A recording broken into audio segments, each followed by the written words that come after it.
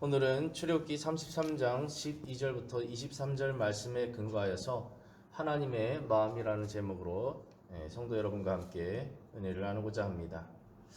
모세의 중보기도를 살펴보면 대략 네 부분으로 나눌 수 있습니다. 첫 번째로는 백성의 죄를 용서해 달라는 것입니다. 두 번째는 주의 사자를 보내달라는 것입니다. 세 번째는 주께서 친히 함께 해달라는 것입니다. 네 번째로는 하나님의 영광을 보여달라는 것입니다. 오늘 본문은 그 중에서 친히 하나님께서 동행해 달라고 하는 부분과 또 모세에게 친히 하나님의 영광을 보여달라는 부분에 해당됩니다. 모세가 이처럼 하나님께 중보 기도를 올려드리게 되는데, 모세가 이처럼 하나님께 중보 기도를 올려드릴 수밖에 없었던 과정을 한번 되짚어 보면, 모세가 십계명을 받기 위해서 시내산에 등정하게 되었죠. 그런데 내려왔을 때 백성들의 죄를 발견하게 됩니다. 그것은 바로 금송아지를 숭배하며 축제 현장을 열고 있는 그들을 발견하게 됩니다. 모세가 이를 볼 때 화가 났습니다. 그래서 십계명 두 돌판을 던져버려서 깨지게 되죠. 그리고 모세는 누구든지 이 우상 숭배자들을 사륙할 자 나서라고 할 때에 이 레위 자손의 헌신을 통하여서 우상 숭배자 3,000명가량을 죽인 사건을 맞이하게 됩니다. 그리고 이러한 상황 가운데 다시 시내산에 올라 백성들의 죄를 두고 하나님께 사활을 걸고 기도하게 됩니다. 다시 내려온 모세는 하나님의 말씀을 전하게 되고, 백성들은 모든 장신구를 빼내고 하나님 앞에 회개의 자세를 취하게 됩니다.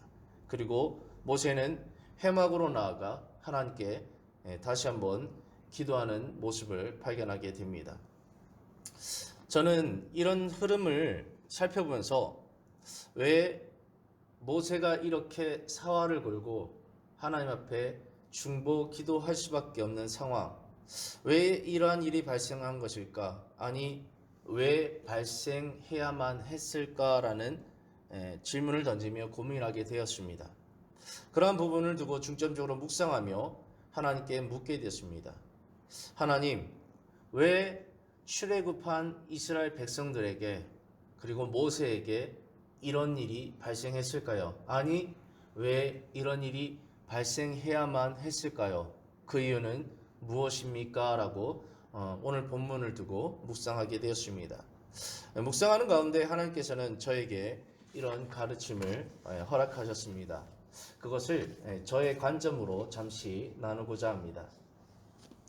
하나님께서는 이렇게 말씀하셨습니다. 태호야, 일단 이러한 일이 발생한 것은 모두 백성들의 죄 때문이란다. 하지만 또 한 표현의 이유가 존재한단다. 그것은 바로 나의 마음을 모세와 공유하기 위함이다. 그리고 모세가 나와 같은 지도자로 성장하게 하기 위함이다. 라는 말씀을 해주셨습니다. 그리고 이렇게 저에게 물으셨습니다. 너는 모세의 선택을 보느냐? 모세가 어떤 선택을 했죠? 출애굽기 32장 27절에 모세가 그들에게 이르되 이스라엘의 하나님 여호와께서 이렇게 말씀하시기를 너희는 각각 허리에 칼을 차고 진 이문에서 저문까지 왕래하며 각 사람이 그 형제를, 각 사람이 자기의 친구를, 각 사람이 자기의 이웃을 죽이라 하셨느니라. 모세는 자기의 형제, 친구, 이웃된 자를 우상 숭배했다라는 이유로 그들을 도륙해야만 했던 것입니다. 하나님께서 이렇게 물으셨습니다. 이러한 모세의 선택이 과연 쉬웠겠느냐? 그러나 지도자는 때때로 이러한 아픔을 감수해야만 한단다. 나는 인류의 지도자로서 인류의 끊임없는 죄와 마주한단다. 나는 그때마다 나의 백성, 나의 자녀들을 심판해야만 한단다. 나는 은혜 베풀기를 원하고 긍휼 베풀기를 원하는 하나님이다. 그러나 내 백성은, 내 자녀들은 끊임없이 나를 배반함으로 나를 코너로 몬다. 그들을 심판할 수밖에 없도록 말이다. 나는 이러한 큰 아픔 가운데 신의 자리에 있다. 나의 이 아픈 마음을 모세가 조금이라도 알아주었으면 했다라고 이런 감동이 저에게 있었습니다. 또 하나님께서는 또 이렇게 질문을 던지셨습니다. 너는 모세의 기도를 보느냐? 그가 어떤 마음으로 어떤 기도를 드리고 있느냐? 이때 출애굽기 32장 32절을 보게 하셨습니다. 그러나 이제 그들의 죄를 사하시옵소서. 그렇지 아니하면 원하건대 주께서 기록하신 책에서 내 이름을 지워버려 주옵소서. 모세는 사활을 걸고 자신의 백성을 위해 기도하고 있다. 나 역시 매일 매순간 사활을 걸고 내 백성을 위해, 내 자녀를 위해 기도하고 있다. 나 역시 나의 목숨보다 내 백성의 목숨, 내 자녀의 목숨이 더욱 소중했다는 사실을 잊지 않았으면 한다. 나는 나의 이러한 마음 또한 모세와 공유하길 원했다. 그리고 또 이런 질문을 저에게 또 주셨습니다. 너는 모세의 위치를 보느냐? 출애굽기 33장 11절을 보게 하셨는데요. 사람이 자기 친구와 이야기함과 같이 여호와께서는 모세와 대면하여 말씀하시기를 모세는 진으로 돌아오나 눈의 아들 젊은 수종자 여호수아는 회망을 떠나지 아니하니라. 이 말씀을 보면서 이렇게 탁 던지셨습니다. 마음을 나눈 자만이 친구다. 참으로 슬프고 힘든 과정이지만 이러한 과정을 통해 나는 모세와 나의 마음을 나눌 수 있었다. 모세는 나의 친구가 되었다. 그리고 그는 훌륭한 지도자가 되었다라고 이렇게 저에게 감동을 주셨습니다. 그리고 마지막으로 너는 모세에게 임한 영광을 보느냐라고 질문하셨습니다. 이때 출애굽기 33장 21절부터 23절 말씀을 보게 하셨는데요. 여호와께서 또 이르시기를 보라 내가 내 곁에 한 장소가 있으니 너는 그 반석 위에 서라. 내 영광이 지나갈 때에 내가 너를 반석 틈에 두고 내가 지나가도록 내 손으로 너를 덮었다가 손을 거두리니 내가 내 등을 볼 것이요 얼굴은 보지 못하리라. 이때 주시는 말씀은 친구 간에 서로의 모습을 보는 것은 너무나 당연하다. 그래서 나는 친히 모세에게 나의 모습을 보였다라고 이렇게 말씀하셨습니다. 그러면서 저에게 주시는 메시지가 사랑하는 태호야, 너의 인생 가운데도 이러한 상황이 있었다. 그 과정을 통해 너 또한 선택했었고 헌신했었고 기도했었다. 그래서 너 또한 나의 마음을 알게 되었다. 그러므로 너 역시 나의 친구란다. 너 역시 멋진 지도자다. 그러므로 나의 백성을 향한 나의 마음, 이 아픈 마음, 이 사랑의 마음, 이 긍휼을 베푸기를 원하는 마음, 은혜 베풀기를 원하는 마음을 결코 잊어서는 안 될 것이다 라고 이렇게 묵상하는 가운데 저에게 이런 감동이 있었습니다. 사랑하는 성도 여러분, 하나님은 오늘도 출애굽기를 읽는 모든 자들로 하여금 그들에게 하나님의 마음을 공유하기를 원하십니다. 그리고 그분의 친구의 자리로 초청하고 계십니다.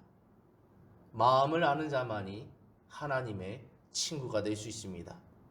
이런 하나님의 초청에 기쁜 마음으로 화답하는 저와 여러분이 되었으면 좋겠습니다. 오늘 본문 내용을 잠시 요약해서 살펴보면 오늘 본문은 친히 내가 너와 동행하겠다. 그리고 내 영광을 너에게 보여주겠다라는 내용입니다. 먼저 친히 내가 너와 동행하겠다라는 부분을 좀 보면요. 13절에 보면 하반절에 이 족속을 주의 백성으로 여기소서라고 모세가 요청합니다. 하나님이 범죄한 백성들로 인해서 이제는 이들이 나의 백성이 아니라 모세 너의 백성이다 라고 미루셨습니다. 그러나 모세는 나의 백성이 아니라 이제 이 백성을 하나님의 백성으로 여겨달라고 이렇게 간청합니다. 그리고 15절에 주께서 친히 가지 아니하시거려든 우리를 이곳에 올려보내지 마옵소서. 반드시 하나님이 친히 함께 가 주셔야 됩니다라고 강력하게 요청하는 것이죠. 이때 하나님께서 이제 17절에 여호와께서 모세에게 이르시되 내가 말하는 이 일도 내가 하리니라고 말합니다. 다시 말하면 내가 내 백성과 그리고 모세 너와 친히 함께 가주겠다라고 약속해 주시는 것이죠. 이 이유는 12절부터 17절까지 계속해서 등장하는 단어가 있는데 은총이라는 단어입니다. 너는 은총을 입었다. 이것을 또 주의 백성은 은총을 입었다. 이 은총이라는 부분이 5번이나 등장하면서 그 은총 때문에 하나님께서는 친히 모세와 함께 이스라엘 백성과 함께 동행해 주시겠다라고 그 중보기도에 응답해 주십니다. 또 이제 영광을 보여주겠다는 부분을 살펴보면 이제 모세가 중보기도 막바지에 강력하게 요청합니다. 18절에 모세가 원하건대 주의 영광을 내게 보이소서. 하나님과 친구와 대면하듯 계속 대화하고 있는 가운데 이제 기도가 끝나갈 무렵에 이제 하나님 나와 만나주세요라고 하는 부분입니다. 그때에 하나님께서는 19절에 하반절에 나는 은혜 베풀 자에게 은혜를 베풀고 긍휼히 여길 자에게 긍휼을 베푼다. 근데 너는 그러한 자다. 그래서 은혜와 긍휼 가운데 하나님께서는 자신을 보여주십니다. 그래서 20절부터 22절에 하나님께서 보여주시는데 다 보여주지 못하고 모세가 죽지 않을 선에 맞추어서 그분의 등만 보여주십니다. 그러나 이것이 하나님을 본 것과 같았던 것이죠. 이제 말씀을 결론 짓고 마치겠습니다. 자녀가 부모의 마음을 헤아리기 시작할 때 그 자녀는 더 이상 어린아이일 수가 없다고 합니다. 이미 성장한 자녀는 결국 부모의 친구가 되기 마련입니다. 더 이상 어린아이가 아니라 부모의 친구가 되는 것이죠.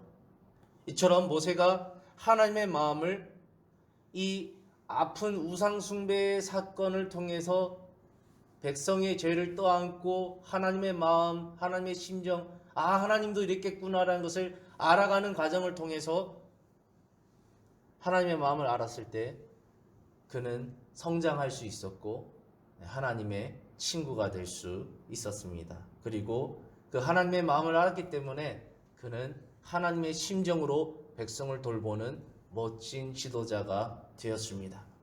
사랑하는 성도 여러분, 우리 또한 모세와 같이 하나님의 마음을 헤아리는 모습을 갖춘다면 분명 하나님의 친구 그리고 멋진 지도자가 될 수 있을 것입니다.